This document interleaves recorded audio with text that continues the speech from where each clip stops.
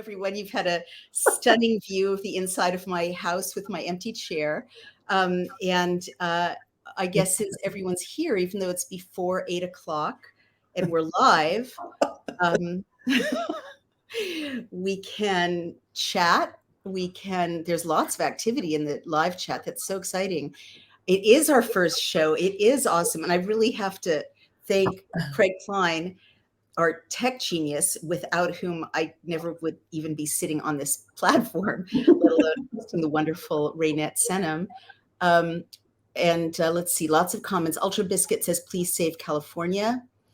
Lots of nice comments. There's a supporter of a candidate for a Missouri congressman. Yes, we can hear. That's awesome. Hello from Louisiana. Hello, Louisiana. The government, you guys are going so fast. Good job. Because we hate Newsom. Well, I'm sure you'll address that, Reinette. Fun. So one more minute, everyone, and then we will get started. And so, Craig, if it's okay with you, can you introduce both of us? And then I'll just jump right in with asking Reinette questions and fielding the questions from the audience. And Reinette, before I even do that, can you give like a 5-minute summary of your campaign to date, your platform, why you're running Sure. Sure. Wonderful. Hello from Minnesota. Hello, Minnesota, Montana, Australia. Woo! Yay! Awesome. Are you guys hearing me? Yes. Yeah, everyone, Okay. You can hear us all, right? Why don't you just tell us in the chat? Well, welcome everybody. Thank you all for joining us. And we're so excited for this conversation and for you guys to hear from Reinette. You are going to be hearing from Dr. Naomi Wolf and candidate for governor of California, Reinette Senum. Reinette is infamous for walking away from her post as mayor of Nevada, California. And I'm going to let her tell you more about why she did that and how that led to her candidacy for governor. But I know Reinette, you have a lot of people here that are praying for you and wishing you success. So with that, I'll turn it over to you ladies. Thank you so much, Craig Klein, and a huge thank you to Craig Klein, and not on camera, but also to the amazing Amy Kelly. Many of you, before we turn to introducing Reinette, I just want to acknowledge that many of you are here because you've been following our work with the Pfizer documents. And even though I'm the one who reports on the reports, it's Craig Klein and Amy Kelly who launched this giant monolith of research and citizen engagement, and Amy Kelly who kind of shepherds it day by day. So a huge thank you to the Daily Clout team. And now I'm really excited to introduce Reinette Senum. She is a candidate for governor of California. I am supposed to be strictly nonpartisan, so I'm not supposed to endorse anyone. I'm supposed to be super unbiased. That said, I think that it's very important to give Reinette space and to hear what she has to say. She does have a sponsored campaign on Daily Clout. I'm disclosing that. At the same time, I think that what's really interesting to me about Reinette, and the reason I wanted to talk to her more when I first met her at the Defeat the Mandates rally in California, is that she is someone who cannot be put into labels. And she's also someone who, as Craig said, walked away when she saw corruption in Nevada City, California. She can tell us more about that. And lastly, she's doing something that I think more and more people have to do, which is she's not just complaining about the rot and tyranny that she sees around her. She's just getting out of her chair and running for governor. So we love that. We want you all to run for governor or state senator or members of Congress or school board if that's what you think you should do. So now please let me introduce Reinette Senum, and please tell us your basic platform. And then there are tons of questions and comments. Thank you. Thank you, Naomi. Thank you so much. And Craig, thank you for being the technical guru behind all this. Yes, so I am from Nevada City, California, a tiny town in the Sierras in Northern California. I'm a 2-time mayor, vice mayor, and city council member. And about in 2004, I really started to focus on my hometown in Nevada City, where I was raised in this area since I was 4. And I really was focusing on resiliency and self-reliance. putting together organic farmers market and so on, and making sure our city-owned buildings had solar and so on, and it goes on and on. Well, I ran for city council in 2008. I got elected, became vice mayor and then mayor immediately, served for 4 years, really put together a beautiful sustainability vision. And then I was off to council for 4 years. And by the time 2016 started to roll around, I started seeing a lot more outside encroachment, right? Telecoms and our sphere of influence being threatened, and PG&E. And so I decided to run on the city council once again, and I got reelected. It was actually 2020 when I was mayor and COVID hit, and I signed a declaration of emergency in February, and I was supportive of that. I was actually supportive of Newsom's first 2 weeks of stay-at-home orders, because all we were going off of was predictive models, and we knew so little. So that was fine, though I did have a concern that if it continued, and sure enough, the stay-at-home orders continued, and I was getting a lot of cries for help being the mayor. And ultimately, what happened was, once we got beyond the predictive models and got into the actual raw data, and Fauci in February actually did his New England Journal of Medicine retraction of COVID being so terrible. He was basically saying it was going to be bad, like a bad flu season. And when that happened, I was like, okay, this is great. So our little Zoom call we were having with county and city officials, because we were relegated to be online, no more in-person meetings, I began to ask questions. Well, why are we staying home? Why are we closing the businesses? Let's adjust ourselves accordingly. And every time I would actually ask a question, I would either be muted, I would be ignored, or I'd be told to wait till the end of the meeting when everyone was off and we could answer my blades of grass questions. Something was wrong, and I could tell something was wrong. It was as much what they weren't saying as it was what they were saying. And then June rolled around, and that's when Newsom did his statewide mask mandate, and I was floored by that, because I know a governor does not have the ability to do that. So I ultimately called him out on Facebook. It went viral. We had every news agency on my doorstep, and was not the first time that I've been under the heat, so I can handle that. I had just won my 3rd term, and it's now July, and rather than continuing to take an oath and serve for 4 more years, I realized that I was not going to be able to shut up, that I was going to be calling this out. And it was going to be really difficult for my city hall and the staff, because they were the ones taking all the emails and the communications. It was just too much for them. So I stepped down to step up. And at that point, the only thing I could think of, and this was the summer of 2020, was I realized that I needed to actually bring information to the public they weren't getting. Like you, Naomi, I was out there talking to doctors and medical experts. They were having success with therapies. It wasn't as dangerous. Not that people weren't getting sick. Some were dying, of course, but it wasn't as bad as we were being told. So I went out there and got the virologists and the epidemiologists and the OSHA experts. And I just did a show on YouTube called Reinette Senum's Chew on This. And as soon as I did an interview with Dr. Sherry Tenpenny, it was the first time she talked about the mechanisms of injury around the vaccinations, I was immediately taken off of YouTube. And I moved to BitChute, and I went on Del Bigtree's The High Wire. After that interview, people across the state said, please run. I said, I have no interest. And after months and months of seeing lack of leadership in California, nobody was calling Newsom out whatsoever. Nobody was speaking up. Nobody was questioning the narrative at all. And I realized that I needed to do something very different. So I said to the folks asking me to run, I said, I'll run, but we have to do something extraordinary. I'm not here to do more of the same. You have plenty of candidates for that. So I talked about the fact that it has to be no party affiliation, because I cannot serve a party and the people simultaneously. That's because the Supreme Court decision in 2010, known as Citizens United versus the FEC, that's really allowed big corporate dark money to infiltrate our elections.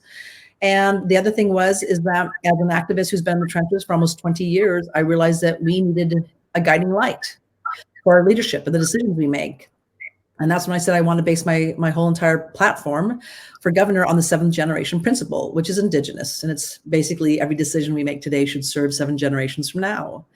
With that, I began to read different documents like Newt Gingrich's Contract with Americans, Rapper's Ice Cube Contract with Black Americans. And we were inspired by those 2 documents, looked at the biggest challenges facing California, and decided to make them our biggest opportunities. So I designed a blueprint built upon an economy on restoration and healing. And that starts with rebuilding our topsoil, our pollinators, ensuring our legacy farms and ranches, intelligent and equitable water distribution, bringing back common sense education, bringing back the rule of law, more intergenerational connections. I mean, the list goes on. And It's almost a 30-page document. I'm actually working on the second iteration right now from all the information I've gathered across the state. I believe in the collective genius. Brilliant ideas have come my way. And as I say to everyone, we have everything we need to turn California around. The only thing we're missing is the leadership. Well, so we've lost the sound, Reinette. Oh. Okay, now you're back.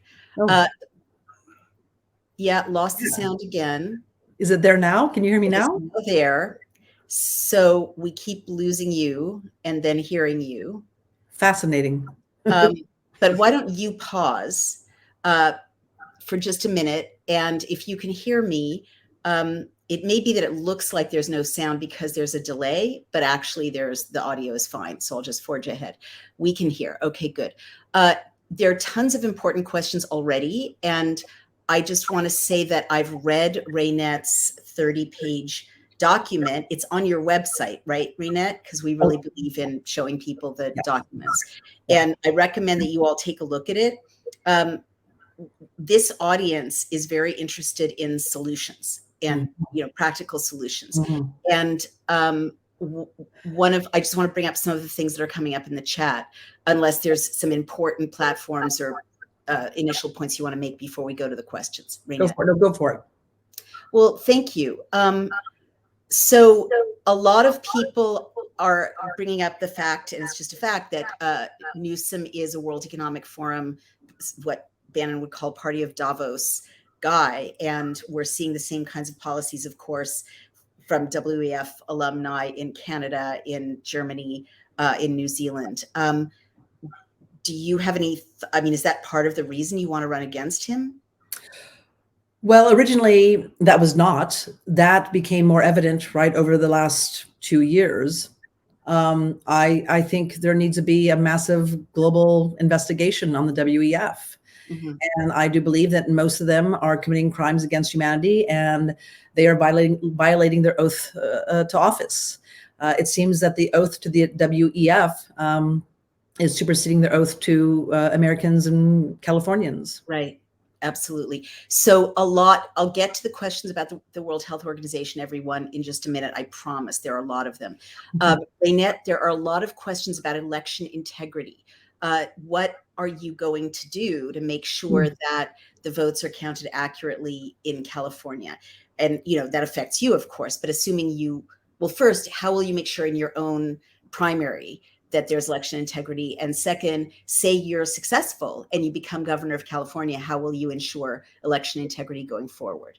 Well, ballots are already out, and that's a problem right there.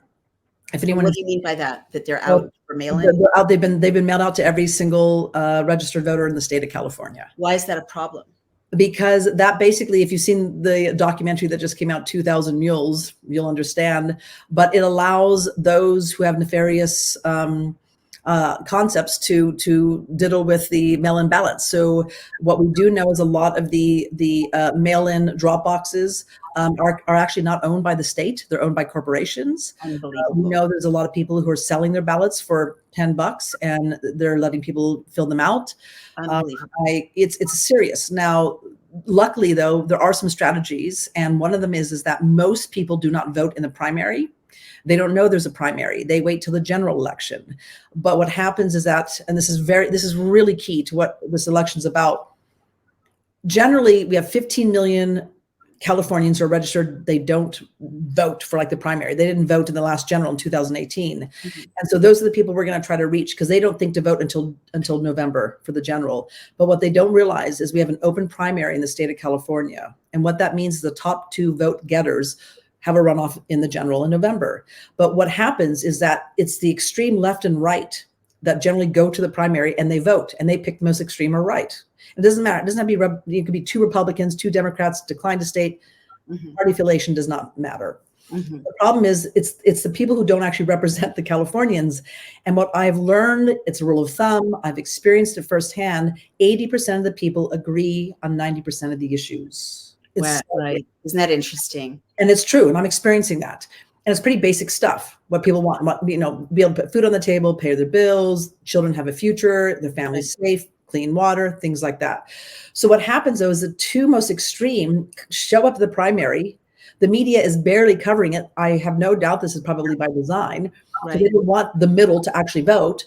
And when Right. it happens, this comes November, you have these two extreme candidates. And here's the people, the 80% looking at the November options going, wait, I don't identify with these people. I'm just picking the lesser of two evil. Right. What we're really doing is going after the 15 million who more than likely will not be voting in the primary, doing a mass education campaign to say, we got to flood the primary elections with you guys in the middle. This is very important. So one solution to the corruption of mail-in ballots is to get that mass of voters in the middle to go to the primaries. Swamp if there's any kind of corruption, swamp it. Right. And just when you're elected governor, if you are successful, a lot of people are giving very good suggestions that I'll put together and pass on to you for, same day ID, in-person voting. Yeah, right. We need to purge the voter rolls, right? We need to make sure the machines are gone. Only one day, like we used to do. The election is not called until every ballot is counted. I mean, we did it successfully for decades. Why can't we do it again? Exactly. All right, great. A lot of great questions. Will you allow illegals, this is their word, to enter the police academy if you're successful as governor of California? Interesting. Well, that's a really good question. I've never gotten that one. Well, I think you don't know. You're allowed to say you don't know, right? Yeah, right. I mean, no, and that's going to happen, right? I know what I know, and I know what I don't know. Well, as far as we have a couple million illegal workers in the state of California, and I think at this point in time we can't go back in time. We can't send them back. Our economies depend upon them, and I think that what we need to do is take those who are working right now illegally, if they do not have any kind of criminal record whatsoever, get them into the process of becoming legal, paying their fair share of taxes. And once they do that, then if they've been vetted and they pass, why not? Understood. All right. Mark Stevens says we need more water for Southern California. Stop sending water out of the Delta into the ocean. I know a lot of your platform does deal with, you're a daughter of farmers and ranchers, and a granddaughter of farmers and ranchers. What is your solution for the water crises in California? Well, a lot of what we're facing is mismanagement of water. Right now, there's no doubt in my mind, because I've talked to the ranchers and the farmers, they're being targeted. All the blame is being put on them. Can they be more water efficient and conserve more? Sure, yes. But a lot of it is actually industries, the data centers that are using a lot of the water, and no one's talking about that. There's a lot of things we can do. There's something called cold storage, where certain regions get permitted for so much water and they just hold on to it even during a time of drought. We should release that and actually share it equitably. The other thing is that we've got to make sure that we've got to be strategic in actually trying to get the water back into the aquifers. And I'm telling you, rebuilding our topsoil is a huge component of my whole entire platform. Because if we can rebuild the topsoil, and we can do it in a matter of just a few years, when we get rain, the best storage we have are the aquifers. And that water will actually recharge the aquifers. But really, right now, it's a lot of mismanagement and people who should not be getting the water. Okay, gotcha. So a lot of very good questions. Ultra Biscuit adds, yes, crazy amounts of water is leaving Colorado River as well. And Kay McCoy points out salinization plants. Carlsbad has one. So what I love about these town halls, in effect, is, as you say, Reinette, citizens have really good ideas for policy. Canada is listening. All right. A number of people have said pro-life or pro-choice, and I will drop that bombshell in your lap. One of the things I do like about Reinette is that she defies labels. So over to you, Reinette. I'm not afraid to tackle this topic. I actually think it's one of the healthiest things we can do. So this is where I've talked to doctors and nurses about this topic. And this is what I'm told, that a woman cannot basically do DNA testing on the fetus until about 16 weeks. And it takes about until 18 weeks along in the fetus's life that basically they can find out if there's any kind of deformation or anything like that. Then at around 20 weeks, that's when they can actually do ultrasounds to see if there's any additional deformations. I believe we have to give women the option. So if there's something seriously wrong with the child, that's the choice they make for themselves. That's the choice they can make with the father of the child, and they can discuss it. Now, I do not support late-term abortions. Now, with a big caveat, when you look at abortions, a lot of women are just, they're going and it's not because of a medical reason or something like that. I think what we need to do is actually back away from the battlefield of addressing this issue when a woman's actually walking into an abortion clinic. As long as we continue to address it, then we're always going to be chasing our tail. We have to back away. And what I actually would suggest is we start a conversation at 4 years old with children, because that's when they become theologians. That's when they start to ask, you know, where did grandma go when she died? What's the difference between a girl and a boy? Where did I come from?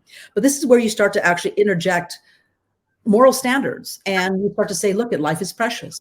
The most important job in the world is to have a baby or to bring a child into the world. So you elevate that standard, and hopefully by the time they're in high school, and I do support teaching biology before children become adults of biology, and so that they can understand how their bodies work, so they can avoid pregnancy. So my objective is this, is that we need to actually slow down the train to the abortion clinic. And if we can do that, it's going to be based upon education. That's what I support. So I'm trying to find the balance. Mm-hmm. And it's you know, it's not easy, and you're always going to tick someone off here and there. But I have to say, and must be duly noted, I find it ironic once again during an important campaign, the issue of abortion pops up again, just like it did before the recall last September in California, and it's a divisive wedge. And I just have to call out that pattern. Well, that no doubt the powers that be use abortion as a divisive wedge. I just know this audience, and there are a lot of like very sincere pro-life, you know, activists, and probably sincere pro-choice activists. But the questions you're getting about life are grassroots questions from the heart. Is my no, and I know that. Oh, I know, and it's I mean it's a serious issue to me too. I mean, I take it seriously, and I'm adopted, so I can't tell you how happy I am to be here.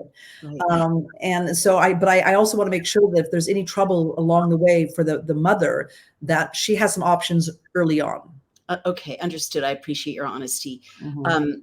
And so let's move on to, a lot of people are wanting to know if President Trump has endorsed you. And I think you should speak about your decision to run as a refuse to declare or decline to state, I guess. Right. No, I've not been endorsed by Trump. I haven't asked him, but I have not been endorsed. And again, the reason why I decided to go for decline to state was because big money, dark money, has infiltrated both the Democrats and the Republicans equally. And I want to serve the people. And you really can't push the needle in those parties whatsoever. I'm watching people from the inside who are running right now, and they're being cancel cultured because they push the needle a little bit. Mm-hmm. So I'm just here truly to serve the people, listen to the people, and lay out a blueprint. And the only way I can do it is to not serve a party.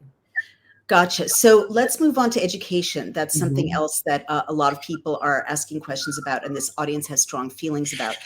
One of the things I really liked about your proposal, and I think this is nonpartisan to say, is that you want to go back to the basics, reading, writing, arithmetic. You want schools to teach academics and not ideology. Right. Do you want to speak to that? Yeah, I mean, you know, basically it's common sense education. So as it currently stands, most children, when they graduate from high school, don't know how to use their hands, don't know how to make things, fix things, create things. They don't know how to cook things. They still don't know where their food comes from. And we want to return those basic skills. Also, I believe in the basics of like cursive writing, bringing back the arts and music, right? Because we know that is really good for the brain and development. And also making sure that children are spending a lot less time in front of the screens. In Europe, they don't allow this type of screen usage for children at all. And it's detrimental in many ways. And so getting kids back into the outdoors, physical exercise, common sense education. So at the end of their 12 years, they're not indoctrinated, they're just made into better humans. And they can actually be self-reliant at the age of 18. They can be self-reliant. Okay, excellent. I mean, I'm not allowed to say excellent. So thank you for your response. Let's go on to the economy. What are you going to do to address the fact, someone said, what are you going to do about $7 gas? People are really hurting in California, across the country. You know, inflation is eating up people's paychecks. How will you address that? And I guess I would have to say, playing a devil's advocate, I think you come from a long-standing, or you were adopted by and now are part of a long-standing California family. what experience do you have with the challenges and suffering of people who are really struggling to survive? Well, I mean, first and foremost, you need to shore up the gap, right? I mean, we're overtaxed for sure in California, and that's a great way to destroy a society from the inside out, inflation and overtaxation. So the first thing I would do is actually I'd put the ball back into the court of the state, and I would do a certified third-party financial and operational audit on the whole entire state. And I would start and prioritize, certain particular areas. So I'd start there. And then when it comes to our economy, California, across the board, I've been looking at South Dakota, and I've been looking at their incredible public bank. And then I discovered here, California has a public bank that nobody knows about called the Infrastructure Bank. And what I would actually do is I'd expand that to include regenerative farming and have a criteria, right? A list of criteria, and actually go out and make loans available to mom and pop businesses, to manufacturing, to farmers, to help the transition to more regenerative farming, building the topsoil. And the more that you check off that little criteria list, right, the less your interest rates. What's important about that is we are actually losing hundreds of millions of dollars every year to interest to the big banks that does not go back to California. So why don't we save that interest money and instead use it for loans to our own, state, citizens, and actually incentivize this 7th generation principle, incentivize being kind to the planet and easier on the planet, and regenerative farming as well. I mean, that's very good, but I have to be a little tough here and ask a follow-up question. What about lowering gas prices? Well, okay, so gas prices, well, first of all, axing the gas tax is one of the first ones we do right there, right? We've overtaxed everybody. We need to just cut back. There's no reason to be taxing this much. And this is the thing, and this is why I'm asking for the audits, is we're being taxed, but our roads are falling apart. Our infrastructure is falling apart. We're not seeing the money. So just axe the tax. Gotcha. All right. Well, such good, concrete questions. Let me ask you, a lot of people are asking about the Second Amendment. Are you for the Second Amendment? This is the way the question is being presented. 100% would say, what are you going to do about guns? Yeah, no, well, first of all, I support the Second Amendment. I've traveled to countries in Africa after. That's a gutsy thing to say in California. What? That's a gutsy thing to say in the state of California. I have to say something. It used to be, but you know how many friends I know who were against guns who now have ammo and guns in the last year and a half. So all of a sudden people realize it's important to be able to protect your home. And I have been in countries where the tyrannical government has literally destroyed and slaughtered their citizens. I've been there. It's been awful. So I see it, and you wish they could have protected themselves. Now with that, I do have people saying, well, what about, school shootings and so on? I'm like, that is a mental health issue. And it needs to be seriously addressed. So those to me are not exclusive. Gotcha. Such good questions. Patrick Morrissey, what will you do to solve the huge drug and homelessness epidemic in California? Reinette Senum. Good question. So first and foremost, I declare a state of emergency because it is a humanitarian crisis that's gone beyond just homelessness. The first thing I would do is I'd actually loosen up the building codes because we have a lot of empty commercial buildings all over the state of California. And I'd have those retrofitted as quickly as possible into mental health facilities, drug addiction clinics, low-income housing. At the same time you do that, we do a triage in the streets. When you do a triage, you go to the continuum of care organizations in each county, you go to the different shelters, and you get the data, and you actually find those who are on the streets who are most risk to themselves, the neighborhoods, the businesses, and you get them off the streets, and you get them the actual wraparound assistance that they need. Then what we also need to do is take those who are just down on their luck, get them into low-income housing. And at that point in time, you train them, you reskill them. And again, with that infrastructure bank, we can actually pay for these things. We can, pay for these, which is so wonderful. So we're financing it ourselves. We're not going to the big banks for this. So we can do that, and then we can place them. And we can place them also, by the way, into businesses, into industries that, again, expand regenerative farming. We need more farmers. We need our forest restored, right? We need our infrastructure rebuilt. There's so much that we can do. So the only reason, Naomi, it's not happening once again is because of the leadership. Somebody is making a lot of money off of disaster capitalism. Someone's making money off of homelessness and drug addiction? Oh my gosh, yeah. We have a lot of NGOs that at this point in time for them to actually take care of the homeless issue would deny them an income. We got a lot of contractors who are getting these like no contractor bids to construct things, and we're not seeing it. The money's disappearing. Okay, some really deep follow-up questions. Kay McCoy has a follow-up question. Would you agree with sending some homeless people who came from out of state to California for the healthcare back to the states from which they came? Yeah, that's a tough one. And I've had a lot of people ask that. You know, I think that at this point in time, one of the situations, and this is a real tough situation, which is if you build it, they will come type of situation. And if you make it too attractive, you're going to attract more homeless. So I think that we really have to see if we can identify those who are Californians who've been living here for at least a cutoff date of 2 years or 3 years so they can get access to the services. And we have to really make sure, because I do know there are individuals, I've talked to them personally, who came here because they're getting $600 a month just to live in the sunshine. And so it's a real hard one, and it's a serious issue. So you're getting some nice responses. JP Maurer said, if I lived in California, I would definitely vote for her. She has common sense solutions. Makaleka 1966 says, what about sanctuary state removal? Would you remove California's status as a sanctuary state if you were governor of California? You know, I actually would. I think there's been some unintended consequences, and we call it Jabon's paradox, where you make matters worse by trying to make them better.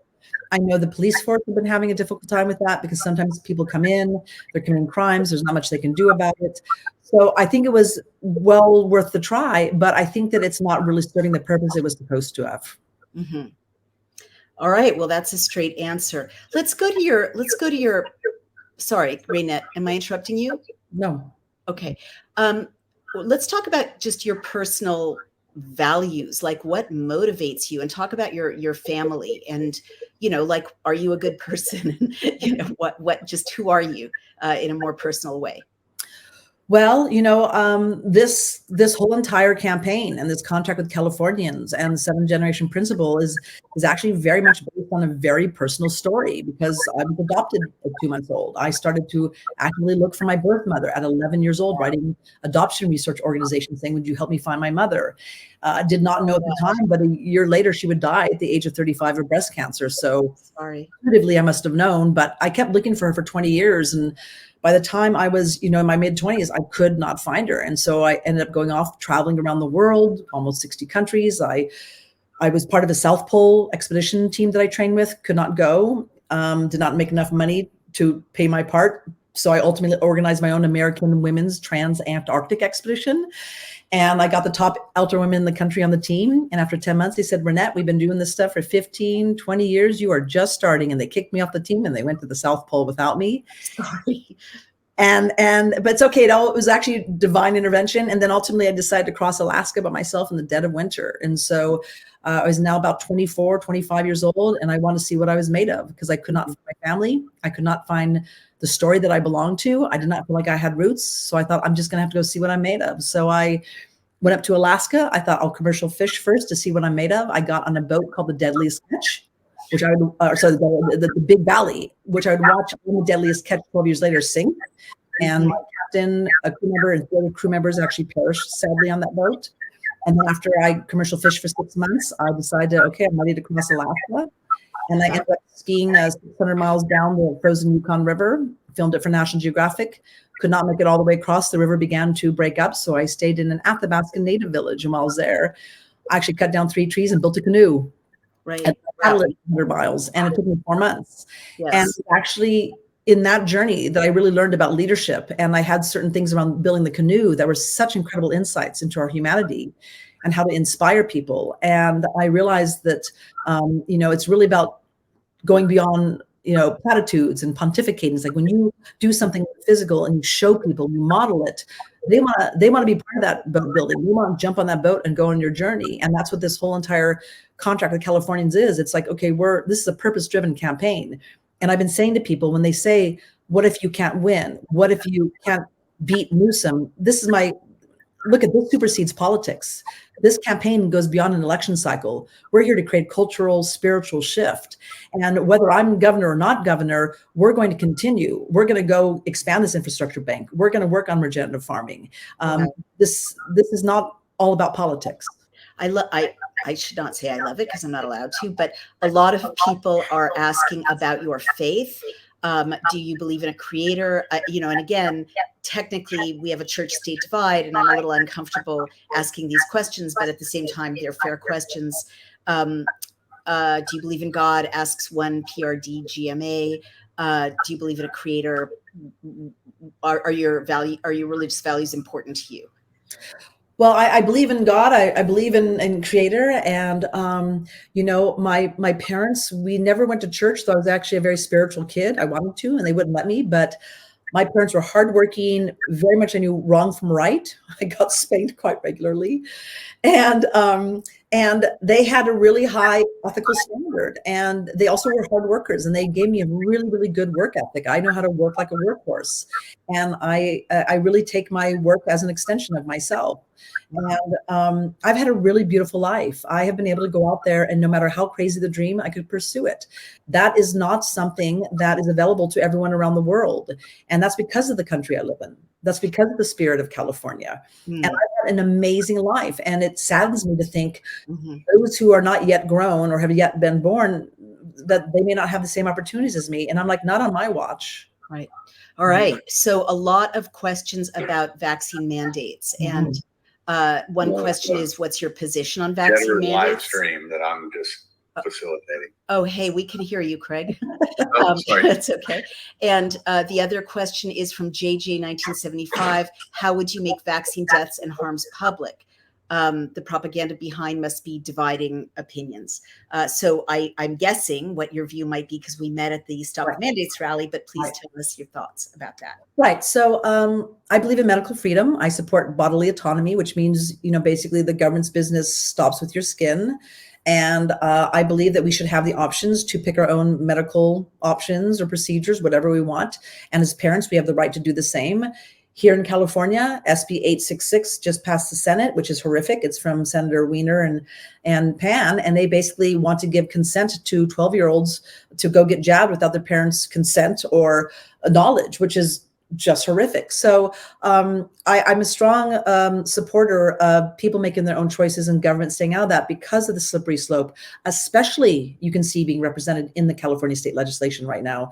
It is horrific legislation. Never seen anything like it. And what was your other question? You said, I couldn't quite hear you. You were breaking up.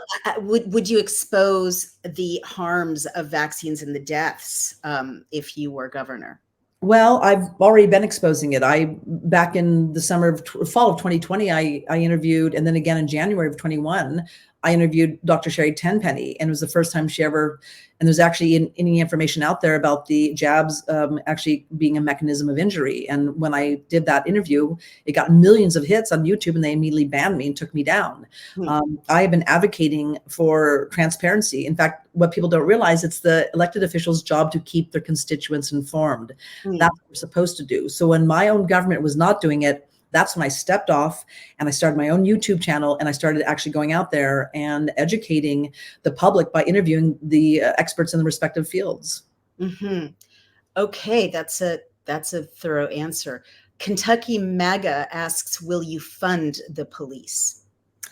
Well, they are funded. And I don't believe in defunding them. And I've actually called out the police, but it wasn't, it was basically corruption. And I've been calling out corruption for 20 years. I have a really solid track record of that.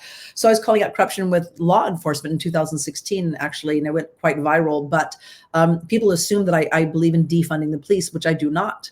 I believe in reforming them. There's a lot that we could do. There's a huge crisis around people's belief systems around law enforcement, and that needs to be really worked on big time. And I do have that addressed also on my electronet.com page as well. Thank you so much. So a couple of a series of questions. These are, I love these informed citizens. I do too. Yeah, so good. This is how it should be, right? I agree. Here's the candidate, and everyone gets to put questions to you, and everyone is entitled to your answer and to follow up questions. This is how it should be, and I'm proud to be facilitating, Thank and you. that Daily Clout can facilitate. So a number of questions about your donors. Who are your donors? Do you take money from corporations and NGOs? Is one way it's put. And so speak about who your donors are and how the campaign is funded. I am as grassroots as you can get. If you go to Secretary of State of California, you'll see I'm actually as grassroots as you can be. I don't have any big corporations at all. I don't have any NGOs. It's really been, I've had some nice donations like 5,000 to 10,000 to 15,000, but these are from individuals. By far, most of them are $25, $50, $100. I think it is interesting to note, because we're watching the field right now, the top 3, 4 candidates who are getting most of the news coverage are the ones who have taken corporate money, who have been in bed with the technocrats and big ag and big pharma. And so it's really interesting to see who the media is covering. They don't want to cover the ones who aren't receiving the big dark money. So I encourage people to go to the Secretary of State and look at the campaign donations and see for yourselves. In fact, I'm encouraging people to do that right now, big time, because it paints a story that may not be getting portrayed by the candidates. Wow. So I saw a question that fascinates me, because it sounds like you've got some traction if this is happening. Apparently Newsom attacked you for having cisgender white woman privilege. Did that really happen? And has Newsom taken note of your campaign and responded? Well, I don't know if he's been attacking me. He's been copying me a lot. I mean, all of a sudden, regenerative farming and topsoil is important in the future generations. And we do see a few candidates all of a sudden taking on some of my campaign platform, which is, I guess, consider that flattery. Yep. But I don't think, if he's attacked me personally, I haven't seen it. Interesting. Yeah. Have you seen the movie 2000 Mules? I think that. Yes, yesterday. You saw it yesterday? Mm-hmm. Yeah, I think you spoke about that. Yeah. Well, congratulations to everyone. This is our first live stream, and we just broke 1,000 views on the stream. So that's due to all of you and to this fascinating candidate. Oh, great question. One kiddo. What would be your markers for appointment of judges? Oh my goodness. Well, I would have to look at their viewpoints on the death penalty. I'd have to look at their viewpoints around drug trafficking, child trafficking. I would want them to be strong on that. So yeah, I'd have to really look at some of the biggest issues that we're facing that are not being addressed right now. And I'd also have to look at those who actually want to protect the US and California Constitution. I think that's kind of first and foremost. All right. Well, a lot of people are asking, or several people are asking again, and I know you spoke to it, why you have no party preference. But obviously, I think people need a somewhat fuller explanation. Right. Why did you just not choose a side? Well, I've been, because I say I'm not a Democrat, I'm not a Republican, I'm a Californian. And I believe that the parties have really created a huge wedge. And I think it's very manufactured. And so, my whole thing is like, if I go out there and say I'm a Republican or a Democrat, you're going to have people just close down. And I'm actually really kind of in the middle. And I've been a declined to state for over 10 years. So it's not like just last year I said, oh, I'm going to be declined to state. It's like, no, I have a track record. I became very concerned when I saw Obama in 2008, after being elected, win a Nobel Peace Prize and continued a drone program and starting wars and had his Tuesday kill list. And I was wondering where all the Democrats were. Why weren't they in the streets protesting? And I lost my faith. This Democrat did, but go ahead. Yeah. So I know you are one of the few So that's when I lost my faith in the party system. And then when that 2010 Supreme Court decision happened, and I Facebooked a lot about it, saying this is going to change the political landscape for the rest of our lives until we repeal this. That's a Citizens United decision against the federal elections commission. And that was basically that dark money, we're talking campaign finance contributions are now seen as a First Amendment right for corporations. This is their corporate personhood. And when that happened, our representation has just more and more just been way off the mark. Every year it gets worse and worse and worse. And that's because they're not representing us. They are, playing to the ones who own them. They're currying favor with them. Really great questions. And I guess we should, take the last few questions because people have been so good and drilled down so thoroughly. Mm-hmm. And these are related. Are you a constitutionalist is one question. Are you a patriot is another question. And do you support America First? And I love this answer. Montana Gal, hey, Montana Gal, says her answers indicate that she supports America First, but more specifically, California First. So I think those are related questions. Can you speak to the general set of ideas, please? Yeah, I mean, I'm America First. I'm California First, actually, really. And I think that the more that we can produce here locally, right, the better, in California and the United States. And the reason why is when we went global, think about the carbon footprint around that. Think about the fact that we were having, mines all around the planet. We are destroying our environment, and all we were doing is exporting the environmental damage. I prefer us to produce as much as possible, keep it local as possible, and do as little environmental damage, and actually have the regulations we need to keep the standard high, and to keep local economies strong. I support local authority, and it's hard to have local authority if you have your economy dying on the vine. So yeah, but I really want to boost the California economy. We have everything we need to do that, and I very much support the Constitution. I'm willing to die for that. Oh, so nice to hear that. I hope you don't have to, but it's I do too. It's not a wish list. So yeah. Yeah, right. But it's been so long since I've heard an elected official say something like that. Well, I'm going to end with this one. And someone it's going too fast. I can't quite catch it. CLT99 says localist versus globalist. And Brett Turnbull says make California great again. Will you go after groomers here in California like DeSantis has in Florida? Believe it or not, I began to see the sex trade and the slave trade when I was a little 20-year-old traveling around the world. And when I came back and told people about it, they did not believe me. They thought those days were over. I'm like, no, I've encountered it throughout 3 different times. You mean sexual slavery, trafficking? Oh, yeah. Yeah. I had a close call myself in the Bahamas, but yeah. And so I just knew of it from a young age from what I experienced. I was a little, blonde chick traveling around the world. You're going to see things, right? So I knew of it. And then, of course, over the years, like many of us, we're seeing how it's really, really bad. And I do believe that is the belly of the beast. That is what's keeping us as low as we possibly can vibrationally, not to sound like a Californian. But I think that it has to be addressed. And until that's addressed, we're going to have a lot of leaders who are always compromised, blackmailed, threatened, and we're never going to have true representative government until that is cleaned up. Right. So say T99, I may not be getting this quite right, says, please go after groomers, please. And I will agree with that. I guess the last thing, a lot of people are asking CRT, and the issue of transgender in schools. I'm not exactly sure how to define that, but I think you have a sense of people's questions about CRT. As a gay woman, I've had some transphobic experiences, so it's not that it's not out there. I do know even in our small town, we've had some racism issues, right? So it's not that it's not out there. I believe there are probably still some systemic racism issues for sure. I know people who've experienced it.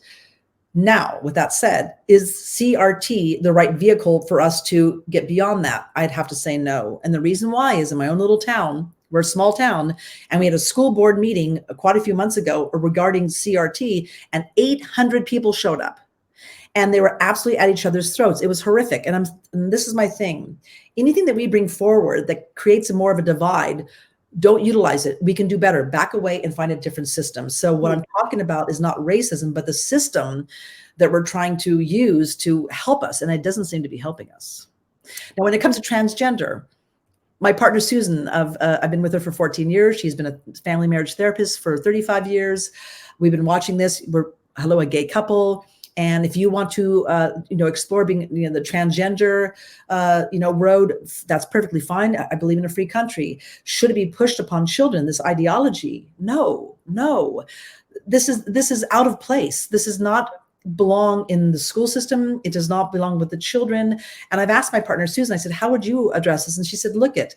You address the issues that children bring up. So if a child comes to you and says, where do I come from? You give a simple answer and you leave it at that, right? And then if they come back later on, you give them another simple answer. But to force these issues, we're playing with fire. We don't know the psychological impacts of this later on, the emotional impacts, the traumatization. So no, let children be children. We should be protecting childhood. And there is a power imbalance between an adult and a child. An adult could be saying, well, don't you want to be a little boy or don't you want to be a little girl? how's a child supposed to stand up against that? No, absolutely. It also occurs to me, and I'm a survivor of sexual assault in childhood, which I've been talking about in the last couple of years. It occurred to me recently that it could be extremely traumatic and triggering for children who are being victimized or who have been victimized to be forced to think about sexual issues at school and, issues of sexual orientation, before they're developmentally ready, or when they're even trying to survive some horrific experience they may have had, or some horrific experience they're going through it, in their home situations. So right. It's one thing to answer, the curiosity of a child. It's another thing to force your ideology onto them. Right. So that's really interesting. And Main Warrior says parents should be addressing this, but she's right. So I think another one about I promise this is the last one, everyone. These are such great questions. 40N, the floor, asks, thoughts on San Francisco Marxist DA Chesa? Will you fire him? Governors have that power. People are saying the DA in San Francisco is a Soros-backed DA. I don't know anything about it, but do you have thoughts about the DA in San Francisco? Well, I've been watching it, and I'm just waiting for it to play out right now. And I have not had the chance, because I'm on the campaign trail, to actually look into his actual personal history. And I have to say, anything that I see that's connected with George Soros, I have to really seriously question. And is that the case? I have not personally done the research to verify that. But if that were the case, I would question him, yes. Well, a lot of people are really appreciating you. A lot of people are, again, I'm trying to be super neutral here, but, right. Hell's Bells 23 loved your answer about kids. A lot of people are saying this is a very common sense, solutions oriented Californian. And I just think that these are such fantastic. What kills me about our current state of the country, and I'll just say this and then I'll let you wrap up, is that when you see political coverage in the legacy media, they never actually talk about the things people want to talk about. No. As you say, Reinette, it's always wedge issues or hot button issues, or like, who did you, what are you wearing? Or, are there scandals?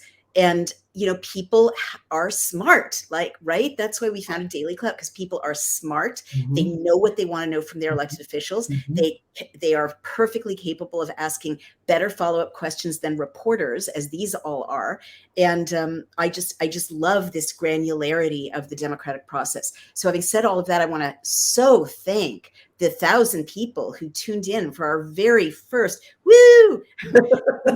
Daily Clout live stream, and so honored and lucky and fortunate to have an actual super viable candidate for the governorship of California, Reinette Senum, answer all of your questions. And then I'm going to hand it over to you to wrap up, and over to you, Reinette.